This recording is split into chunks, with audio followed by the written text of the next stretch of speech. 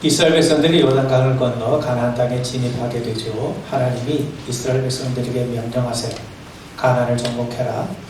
가나안 족속을 다 내쫓으라. 가나안 땅에 있는 모든 우상을 다 부수라고 하십니다.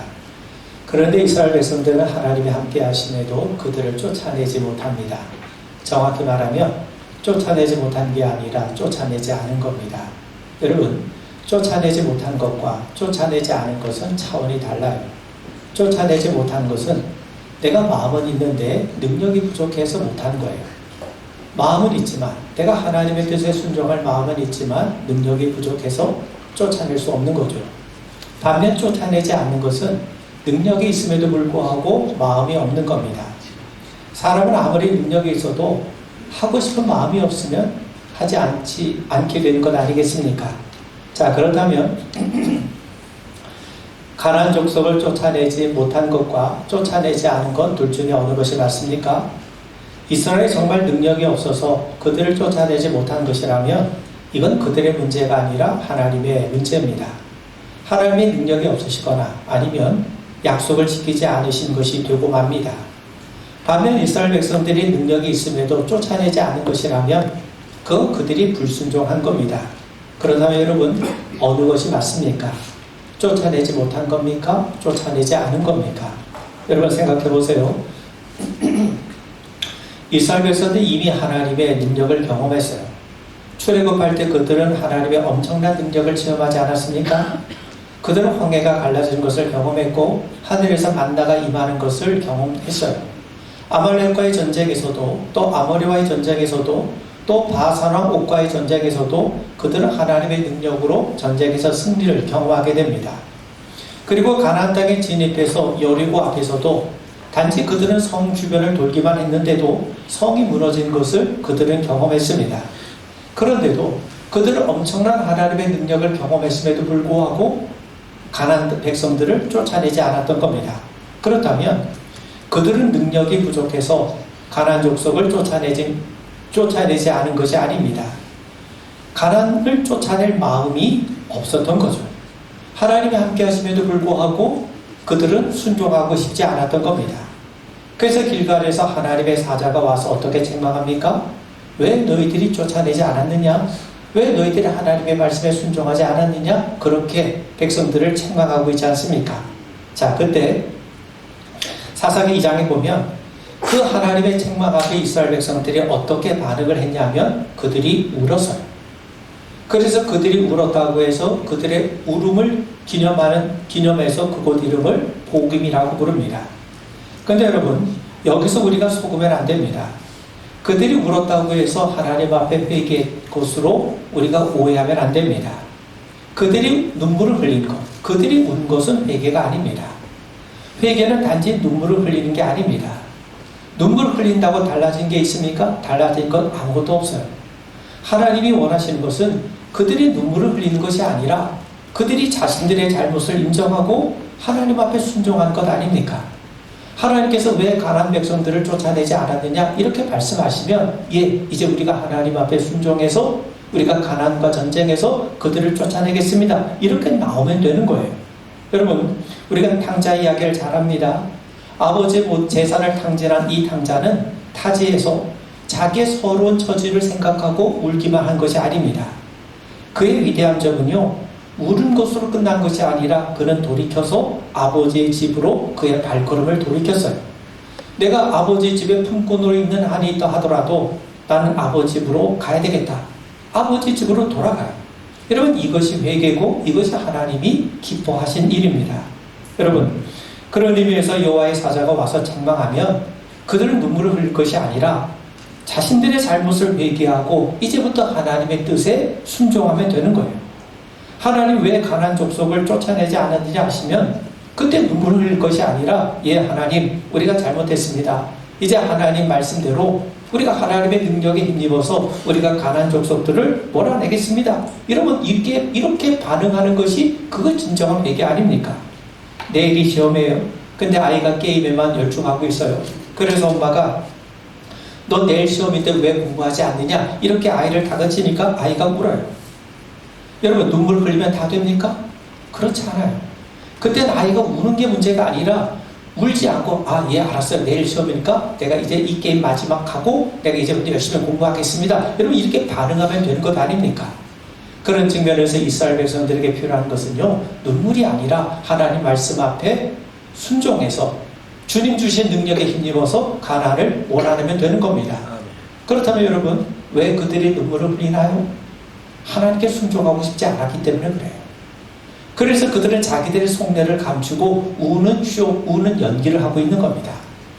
그들이 눈물을 흘리는 모습을 보면서 우리가 겉으로 보면 마치 회개하는 것처럼 보이지만 그건 회개하는 것이 아니라 그들은 하나님 앞에 연기하고 있는 거고 쇼를 하고 있는 거예요. 그런데 여러분 우리는 겉모습을 보기 때문에 그 쇼에 넘어가지만 하나님은 절대로 속아 넘어가신 분이 아니십니다. 여러분 우리 사울을 생각해 보세요. 그가 아말렉을 진멸하라고 하는 하나님의 명령을 무시하고 하나님 앞에 제사 드린다는 명목으로 전리품을 챙기지 않습니까? 정말 겉으로 보면 하나님을 위한 것처럼 보여요. 하나님을 예배하기 위해서 제물을 드리기 위해서 이 전리품을 챙기는 것, 그러니까 결국 하나님을 위한 것처럼 보이지만 사실 그거는요 교활한 행동입니다. 불순종하면서도 마치 하나님을 위한다는 명목으로 하나님의 이름을 들먹이면서 지금 자기 입속을 챙기고 있는 것 아닙니까? 여러분 바리새인들은 회당과 거리에서 큰 소리로 기도하고 있어요. 근데 그건 기도가 아니라 연기예요. 이건 여러분 예수님의 평가요, 예수님의 판단입니다.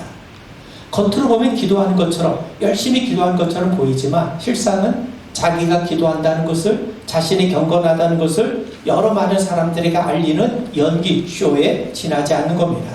여러분 하나님은 우리의 중심을 보세요. 겉모습이 아니라 우리의 속사람을 보십니다. 우리의 속이 진짜 그리스도인이 되어야 됩니다. 여러분 오늘 말씀을 좀 살펴볼 텐데 장사하는 사람들이 가장 싫어하는 손님이 어떤 사람일까요? 물건을 살 것처럼 이것저것 물어보면서도 아무것도 사지 않는 사람. 여러분 이 옷 저 내가 곤란한 입어보는데 정작 아무것도 사가지 않고 나가는 사람, 여러분 그런 사람들 아마 장사하는 분의 입장에서는 가장 싫어하는 손님일 겁니다. 그들은 물건에 관심만 가져요. 호기심만 갖고 있지 정작 물건을 구비하지 않지 않습니까? 여러분 그런데 이런 태도는 우리 신앙의 세계에도 존재한다는 사실입니다. 여러분 사도행전 26장에 보면 바울이 유대인의 고소를 받아가지고 감옥에 갇혀요. 그때 마침 아그리빠 왕이 그곳을 방문하게 되는데 그래서 바울은 아그리빠 왕 앞에서 자신의 무죄를 변호할 기회를 갖게 됩니다.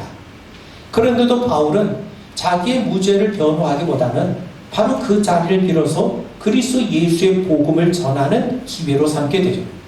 그래서 바울은 아그리빠 왕과 또 베스도 총독 그리고 그의 재판을 지켜보기 위해 모여는 사람들 앞에서 그리스도 예수의 복음을 전하게 됩니다. 그렇다면 바울이 전한 내용이 무엇입니까? 바울이 전한 복음의 내용은 분명해요. 예수님은 하나님께서 우리 조상들에게 보내주시기로 약속하신 분, 바로 그분이 예수라는 사실을 증거합니다. 또 예수님은 하나님의 약속에 따라 이 땅에 오셨다는 거예요. 그럼에도 대제사장들과 서기관들, 바리새인들, 유대 사람들이 예수님을 시기하고 미워해서 예수님을 십자가에서 죽였다는 거예요. 그런데 하나님께서 죽은 예수를 그대로 내버려 두신 것이 아니라 3일 만에 죽은 예수를 다시금 살리셨다는 거예요. 자, 여러분, 바울은 자신이 원래 아주 율법에 충실한 바리새인이었기 때문에 그날도 예수 믿는 자를 박해하기 위해서 다메섹으로 올라가는데 부활하신 예수님께서 자신을 찾아오셨다는 사실을 증거합니다. 뿐만 아니라 예수를 받게던 자기를 사도로 삼으시고 부활하신 예수님의 복음을 전하는 사명을 자기에게 맡기셨다는 거예요. 내게 이 복음을 전하게 맡기신 분이 바로 부활하신 예수님 하나님이시라는 거예요. 그렇기 때문에 자신의 복음을 전하는 것은 하나님의 뜻에 따라 하는 것이기 때문에 전혀 죄가 될 수 없다고 변호를 합니다. 자, 그러면서 바울은 여기서 멈추지 않고 한 걸음 더 나아가서 아그리빠 왕에게 복음을 받아들일 것을 간청해요. 자, 그러자 아그리빠가 어떻게 반응합니까? 그가 이렇게 말을 하죠. 네가 적은 말로 나를 권하여 그리스도인이 되게 하려 하는도다. 여러분, 이 말은요, 바울의 말에 지금 아그리빠의 마음이 흔들리고 있다는 거예요. 그는 지금 이 바울의 말에 관심을 갖고 있어요. 바울의 말을 들으면 들을수록 흠잡을 데가 없고 그 바울의 말에 호기심이 있었다는 겁니다. 자, 그때 바울이 그에게 뭐라고 얘기하냐면 말이 적으나 많으나 당신뿐만 아니라 오늘 내 말을 듣는 모든 사람들 다 이렇게 결박된 것 외에는 나와 같이 되기를 하나님께 원하나이다. 바울이 원하는 건 뭡니까? 내가 지금 이 감옥에 갇힌 것 같은 이 형편의 것 빼놓고 여러분 모두가 다 나와 같이 그리스도 예수를 믿고 영접하기를 원한다. 이게 바울의 간절한 마음이었어요. 여러분, 거기에 모였던 이 아그리빠와 베스도 또 함께했던 이 사람들은요, 바울이 전한 복음에 어느 누구도 이의를 제기할 수 없었습니다. 바울이 전한 복음의 타당성을 인정할 수밖에 없었고 바울에게서 아무 잘못이 없음을 그들은 인정할 수밖에 없었어요. 자, 그런데 그들은 바울의 말을 듣고 바울에게 관심을 갖고 바울을 인정했지만 그러나 그들은 예수를 영접하지 않았다는 거예요. 그들은 바울을 통해 복음을 듣고 영생과 구원의 문 앞에 이르렀지만 어느 누구도 그 문을 들어가려고 하지 않았다는 겁니다. 그래서 예수를 영접하지 않고 결국 하나님 나라에서 점점 멀어지고 말았다는 거죠. 여러분, 이와 같은 일들이 지금도 발생하고 있어요. 지금도 수많은 사람들이 복음이 들려도 관심을 갖지 않은 채 천국에서 점점 멀어져 가고 있다는 겁니다. 여러분, 헤롯 안티파스가 예수님 세례 요한을 죽인 다음에 예수에 대한 소문을 들어요. 그는 예수님에 대해서 관심을 가졌고 예수님을 만나보고 싶어 했습니다. 그런 그에게 기회가 찾아왔어요. 예수님이 잡히셨을 때 빌라도는 예수님을 헤롯에게 보내지 않았습니까? 헤롯은 오매불망 정말 오랫동안 바라던 예수님을 직접 마주하게 되었습니다. 그는 예수님께 이런저런 질문을 던졌고 또 여러 가지 기적을 예수님에게 기대했어요. 그런데 예수님께서 단 한마디도 대답하지 않으십니다. 여러분, 이 말은요, 예수님이 아무 말씀도 하지 않으셨다는 의미가 아니라 헤롯이 듣고 싶어 했던 말을 예수님께서 하지 않으셨다는 겁니다. 그리고 예수님은 그의 호기심을 충족시킬 만한 어떤 기적도 행하지 않으셨어요. 그러다 어떻게 했습니까? 헤롯이 태도가 돌변해서 예수님을 무시하고 다시 예수님을 빌라도에게 다시 보냅니다. 여러분, 헤롯은 예수님에 대해서 관심이 있었어요. 그런데 그의 관심은 진리를 알고자 하는 관심이 아닙니다. 구원에 대한 관심이 아니에요. 영생에 대한 관심이 아닙니다. 하나님의 아들을 온전히 알고자 하는 관심이 아니었어요. 예수님을 통해 자신의 호기심을 충족시키려는 것뿐이었습니다. 그렇기 때문에 결국 그는 진리와 생명이 되시는 예수님을 만나고도 아무런 변화 없이 돌이키고 말았던 거죠. 여러분, 예수님에 대한 관심이 구원과 영생으로 이어지려면 우린 단순한 관심, 단순한 호기심이 아니라 겸손히 진리를 구하는 믿음이 우리에게 필요하다는 겁니다. 여러분, 사람들은 예수님에 대해서, 복음에 대해서 관심을 갖고 있지만 복음에 설득되려고 하지 않아요. 왜 그렇습니까? 마음이 완악하기 때문에 그럴 수 있고요. 사회적인 지위와 체면 때문에 그럴 수 있고요. 또 예수 믿어봐야 별로 얻을 수 있는 이익이 없다고 판단했기 때문일 수도 있고요. 또 복음의 능력과 가치에 대해서 우리가 무지하기 때문에 그럴 수 있습니다. 그런데 우리가 무엇보다도 염두에 둬야 될 것은 그만큼 우리가 복음에 대해서 관심이 없다는 것은 그만큼 우리가 사단에게 속고 있기 때문이고 그만큼은 사단에게 묶여 있기 때문입니다. 자, 여러분, 그런데 이렇게 복음에 대한 무관심이 불신자에게만 해당되는 것이 아닙니다. 이런 모습이 우리 성도들에게도 얼마든지 일어날 수 있다는 겁니다. 여러분, 우리가 마태복음 13장에 보면 그 유명한 씨 뿌린 자의 비유가 나오죠. 여러분, 씨가 길가에 떨어지면 흙에 묻히기도 전에 새들이 와서 다 쪼아 먹어요. 예수님의 씨는 분명히 말씀이라고 말씀하셨고 또 이 새는 마귀라고 말씀해요. 왜? 우리가 잘못 해석할까봐, 우리가 오해할까봐 분명하게 예수님께서 기준을 정해주셨어요. 여러분, 말씀의 능력이 나타나지 못하게 하려고 마귀가 우리에게서 말씀을 낚아채고 빼앗아간다는 거예요. 여러분, 영국의 존 버녀는 예전에 그 설교 시간마다 조는 곳으로, 잠자는 곳으로 아주 유명했던 사람입니다. 근데 어느 순간 그가 이 말씀을 듣고 깨달음이 와요. 아, 여러분, 우리가 내 것에, 내가 가지고 있는 뭔가를 빼앗겨도 우리가 막 화를 내고 우리가 그걸 막 견디지 못하는데, 하나님이 우리에게 은혜를 주시고 하나님께서 우리에게 참 생명을 주시고자 말씀을 주시는데도 우리가 그 말씀을 소유하지 못하고 그대로 빼앗긴다면 이것만큼 억울한 일이 어디 있겠습니까? 그래서 이 존 버년이 앞으로 절대로 내가 하나님 말씀을 마귀에게 빼앗기지 않겠다고 결심을 해요. 이후 그는 말씀에 집중합니다. 그래서 훗날 불후의 명작 철로 역정을 남기게 된 거예요. 자, 여러분, 돌밭에 뿌려진 씨는 뿌리를 내릴 수가 없죠. 예수로 인해서 겪게 될 박해나 손해가 두려운 사람은요, 복음의 열매를 풍성하게 맺을 수가 없습니다. 또한 가시떨기에 뿌려진 씨는요, 제대로 자라날 수가 없죠. 재물에 대한 염려와 욕심 때문에 믿음의 열매를 자라지 못하게 하는 경우가 얼마나 많이 있습니까? 그런데 옥토에 뿌려진 씨앗은 30배, 60배, 100배 풍성한 결실을 맺는다고 주님이 말씀하세요. 말씀을 듣고 그 말씀대로 행하는 자는 반드시 열매를 맺는다는 겁니다.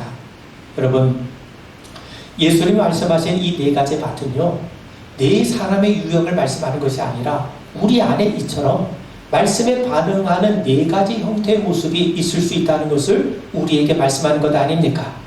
여러분, 내가 믿음 생활 열심히 하면 내가 지금 누리고 있는 것들을 잃게 될까 염려하는 사람들이 있어요. 여러분, 염려하지 마세요. 하나님께서 지켜주시고 더 풍성하게 채워주십니다. 또한 내 가족의 일부가 비신자예요.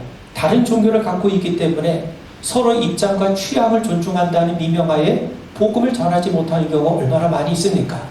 생각해 보세요.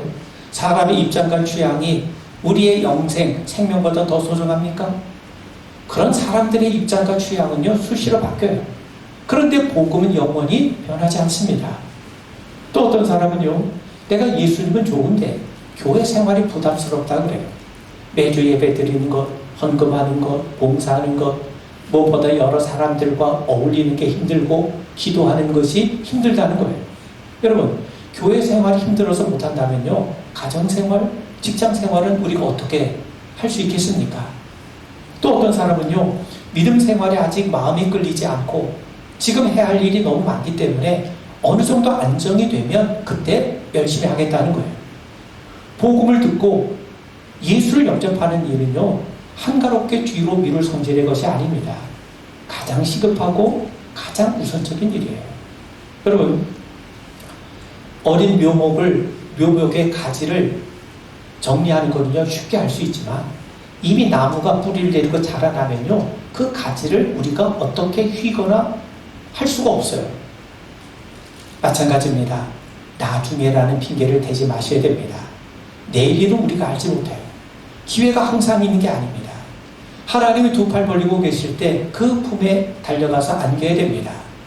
그런 의미에서 우리가 복음 앞에 머뭇거리지 마시고 기꺼이 복음에 우리가 설득당하고 그리스도 예수께 사로잡히게 되는 우리 모든 성도 되기를 주의 이름으로 축원을 드립니다. 여러분, 연극을 할 때마다 늘 왕의 역할을 맡는 배우가 있어요. 왕의 역할을 얼마나 많이 했던지 공연이 끝날 때마다 사람들은 그가 진짜 왕 같다고 저마다 칭찬 일색입니다. 배우는 그런 말들을 워낙 자주 듣다 보니까 자신이 진짜 왕일지 모른다는 그런 생각을 갖게 돼요. 그런 어느 날 공연이 다 끝났는데도 그는 왕의 복장을 벗지 아니하고 거울을 보며 혼자 말을 합니다. 나는 왕이야. 사람들이 나를 그렇게 부르잖아. 그래서 그는 왕처럼 주변에 있는 사람들에게 명령을 내려요. 근데 아무도 그의 말을 귀담아 들어주지 않습니다. 연극 무대에서나 그가 왕이지, 연극 무대에서 내려오면 그게 어떻게 왕일 수 있겠습니까? 그 자리에서 그는 자기는 왕인 척했을 뿐 진짜 왕은 아니라는 것을 깨닫게 되었다는 겁니다. 여러분, 탁자 위에 병이 하나 놓여 있습니다. 벽에는 샤넬 넘버 5라고 적혀 있어요. 여성들이 가장 사랑하는 최고의 향수 아니겠습니까? 병도 세련되고 아주 반짝반짝 빛이 나요. 근데 뚜껑을 열어보니까 아무런 냄새도 나지 않는 겁니다. 왜 그래요?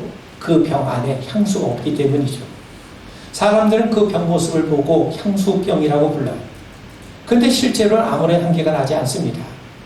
병은 향수병인데 그 안에 향수가 담겨 있지 않기 때문이죠. 여러분, 우리 그리스도인이 누굽니까? 예수를 그리스도로 믿고 영접한 사람이 그리스도인이에요. 예수를 자신의 주인으로 모시고 섬기는 자가 그리스도인입니다. 그리스도께 속한 자가 그리스도인이고 또 그리스도의 소유가 된 사람이 그리스도인 아닙니까? 그리고 무엇보다도 내 안에 그리스도 예수께서 거하시기 때문에 내가 그리스도의 사람인 겁니다. 내 안에 주님이 계시지 않으면, 무엇보다도 성령님이 우리 안에 임재해 계시지 않으면 나는 그리스도의 사람이 아닌 거죠. 그래서 오늘 본문에 보시면 누구든지 그리스도의 영이 없으면 그리스도의 사람이 아니라라고 말씀해요. 여러분, 아무리 그럴듯한 집이라도 사람이 살지 않으면 빈집이에요. 여러분, 빈집은 겉은 멀쩡해 보여도 불이 꺼져 있죠. 온기도 없죠. 사람의 숨결과 생활의 흔적이 없죠. 반면 사람이 사는 집은요, 정리가 좀 덜 되었더라도 불이 켜져 있죠. 음식 냄새가 나죠. 사람의 소리가 들리죠. 생활의 흔적이 흘러나오지 않습니까? 마찬가지입니다. 우리 안에 성령께서 거하지 않으시면, 예수님께서 임재해 계시지 않으면 나는 빈집 같은 사람이요, 나는 그리스도인이 아닌 거예요.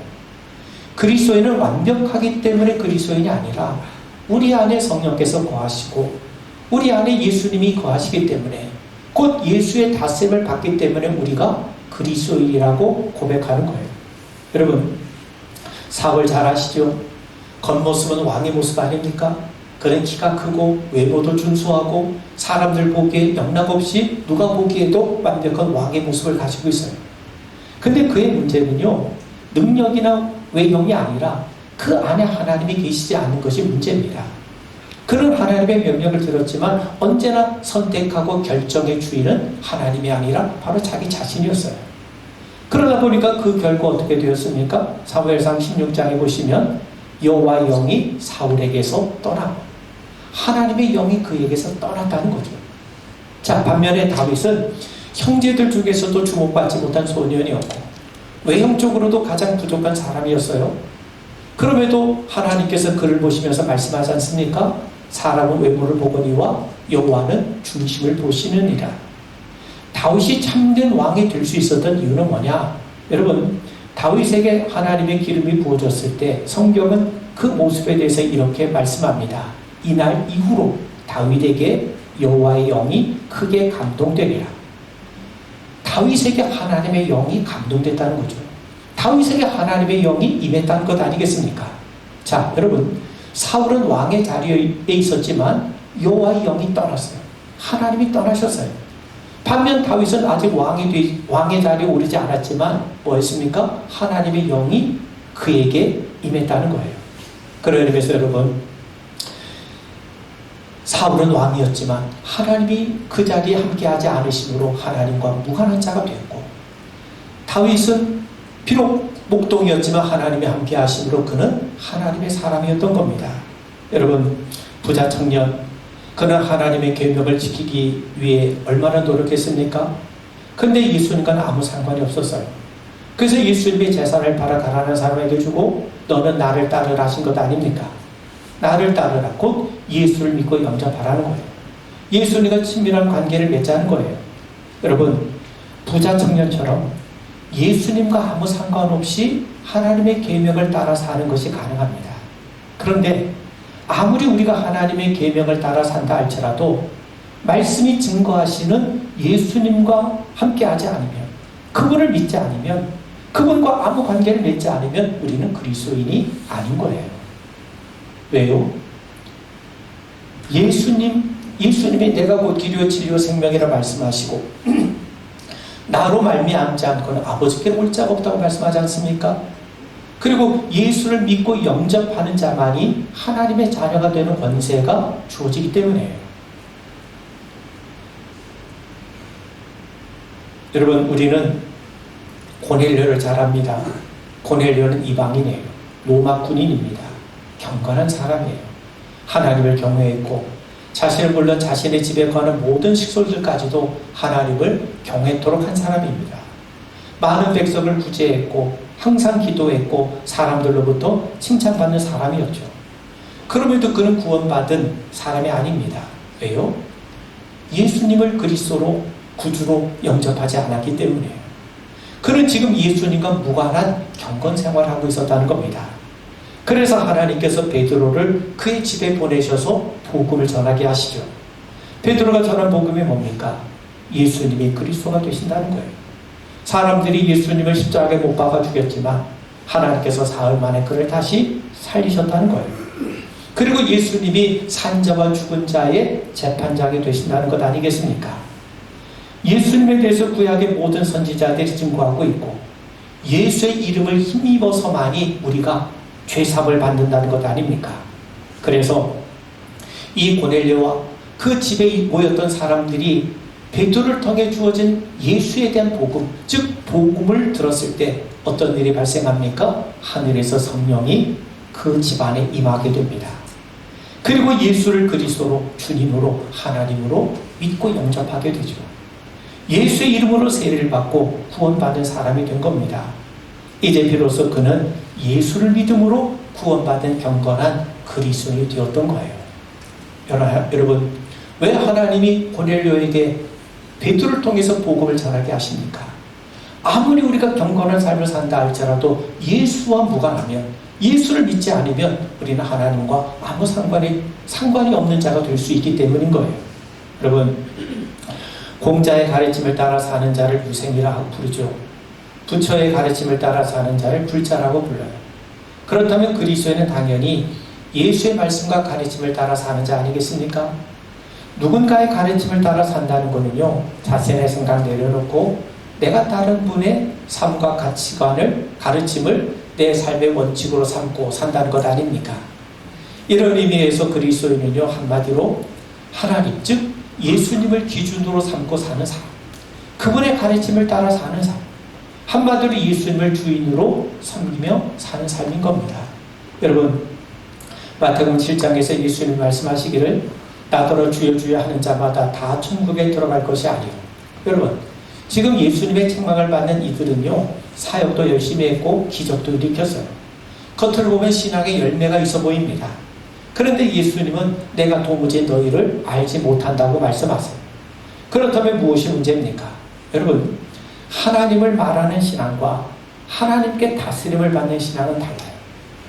예수님을 입술로 부르는 신앙과 내 몸이 그분께 맡겨진 신앙은 다릅니다. 성령께 사로잡힌 신앙이 그게 참된 신앙이에요. 여러분, 지금 예수님의 책망을 받고 있는 자들은요, 불신자들이 아닙니다. 나름대로 왕성하게 신앙생활을 했던 사람들이죠. 그들은 예수님을 주여라고 불렀어요. 예수의 이름으로 선지자 노릇도 하고 귀신도 쫓아내고 나름대로 능력도 행했습니다. 누구도 의심하지 못할 만큼 아주 성공적인 신앙인처럼 보여요. 그런데도 예수님은 내가 그들을 알지 못한다고 그래요. 그들을 불법을 행하는 자라고 책망하고 계십니다. 여러분, 그들이 주님의 이름을 부르고 사역의 열매가 넘쳐났음에도 불구하고 예수님은 그들이 한 일을 불법이라 하세요. 여러분, 마귀가 불법 세력입니다. 그러니까 그들이 한 일은 하나님의 일이 아니라 마귀의 일이라는 거죠. 예수님 십자가를 말씀하실 때 베드로가 예수님 절대로 십자가를 져서는 안 된다며 예수님께 항변하지 않았습니까? 그때 예수님은 베드로가 하나님의 일보다 사람의 일을 먼저 생각한다며 그를 책망하세요. 하나님보다 사람을 앞세우는 것이 마귀의 일입니다. 그러므로 하나님을 생각하지 않고 행하는 일, 하나님의 뜻에 반한 일, 하나님보다 자기를 앞세우는 것은요, 그거는요, 불법이에요. 그러므로 그들의 문제는요, 사역이 넘치냐 덜하냐 그 문제가 아니라 하나님과의 관계가 깨어졌다는 거죠. 하나님과의 관계의 부재가 바로 그들의 문제였던 겁니다. 그들은 예수님의 이름을 사용했지만 예수님의 다스림을 받지 않았어요. 입술로는 주여 주여 불렀지만 실제 삶의 결정권자는 여전히 자기 자신들이었다는 거예요. 그래서 예수님은 너희가 나를 몰랐다 하지 않으시고 내가 너희를 알지 못한다라고 말씀하시는 겁니다. 달리 말하면 예수님과 그들 사이에 주인과 종의 관계가 온전히 성립되어 있지 않다는 거예요. 여러분, 우리가 아무리 예수님의 이름을 불러도 예수가 주님이라고 하는 이 고백이 진정한 주권의 이양으로 이어지지 않으면 그 고백은 공허해지는 겁니다. 성령님은요, 예수님의 이름을 사용하는 삶이 아니라 예수님의 다스림을 받는 삶에 성령께서 임하심을 우리 분명하게 믿으셔야 됩니다. 아멘. 마귀는 요즘도 선악과를 들먹이면서 내 인생의 주인은 너라고 우리를 유혹하죠. 우리가 아무도 섬기지 않고 산다는 건 불가능합니다. 그런데 여러분, 우리 그리스도인들은요, 예수를 섬기며 사는 사람이에요. 내 삶의 주인이 나라고 하는 생각이 이제는 교회 안에서도 활기를 치고 있어요. 사람들은 하나님의 말씀 대신에, 진리의 성령 대신에 우리 시대의 문화의 정신과 인플루언서들을 추종하는 그런 일들이 얼마나 비일비재하고 있습니까? 바울은 고백하기를 우리 몸은 우리 자신의 것이 아니라 하나님의 값으로 사신 것이라, 즉 하나님이 주인이고 우리가 그리스도의 종이라고 고백하죠. 출애굽기 21장에 보면 당시 히브리 종들은요, 6년을 섬기면 7년째 되는 해에는 아무 조건 없이 자유인이 될 수 있었습니다. 자유만큼 소중한 것이 없었기 때문에 대부분 사람들은 주인의 집을 떠나게 되죠. 근데 가끔 이해할 수 없는 선택을 하는 종이 있었어요. 주인의 사랑이 너무나도 크기 때문에 주인을 떠나 자유를 누리기보다는 주인 곁에서 종으로 사는 것이 더 행복하다 여기는 자들이 있었던 겁니다. 그들은 재판장 앞에 가서 이렇게 고백합니다. 내가 주인을 사랑하니 이제 내가 자유를 찾아 나가지 않겠노라. 그러면 주인은 종을 문설주 앞에 세우고 송곳으로 그의 귀를 뚫어요. 그때부터 그는 귀 뚫린 종이라 불립니다. 그 귀에 난 상처는 부끄러운 노예의 낙인이 아니라 나는 주인을 사랑한다, 나는 자발적으로 주님의 소유가 되었다는 사랑의 증표가 되는 거죠. 여러분, 그리스도인의 정체성이 바로 이 귀 뚫린 종에 있어요. 바울처럼 우리를 사랑하시고 구원하신 주님의 사랑에 압도가 되어서 억지로가 아니라 자원해서 주님의 문설주 앞에 귀를 내어 맡긴 종이 바로 우리 그리스도인이에요. 이제 그는 주인의 뜻을 따라 사는 것을 행복으로 여길 겁니다. 여러분, 우리가 종이 되면 이제 모든 책임은 주인에게 넘어가요. 이게 종의 특권이에요. 종은 내가 무엇을 먹을까 마실까 입을까 걱정하지 않습니다. 그 책임은요, 주인의 몫입니다. 그러므로 우리가 그리스도의 종이 되는 순간 역설적으로 우리는 세상에 줄 수 없는 주님만이 주시는 참된 돌봄과 위로와 평강과 자유와 안식을 누리게 된다는 겁니다. 여러분, 세상의 종이 되느라 지치지 마시고 주님께 자신을 온전히 내어 맡긴 일에 힘써가는, 그래서 우리 안에 성령께서 계시기 때문에 그 성령이 주인 되셔서 성령의 인도하심 앞에 우리 몸을 하나님 앞에 드릴 수 있는 귀한 믿음의 성도 되기를 주의 이름으로 축원을 드립니다. 아멘. 기도하겠습니다. 하나님 아버지, 우리가 입술로 주님을 부르는 신앙이 아니라 주님이 우리 안에 주인으로 계시고 성령의 인도하심 앞에 다스림을 받고 겸손히 주님 앞에 복종하는, 순종하는 우리 믿음의 자녀들 되게 하여 주시옵소서.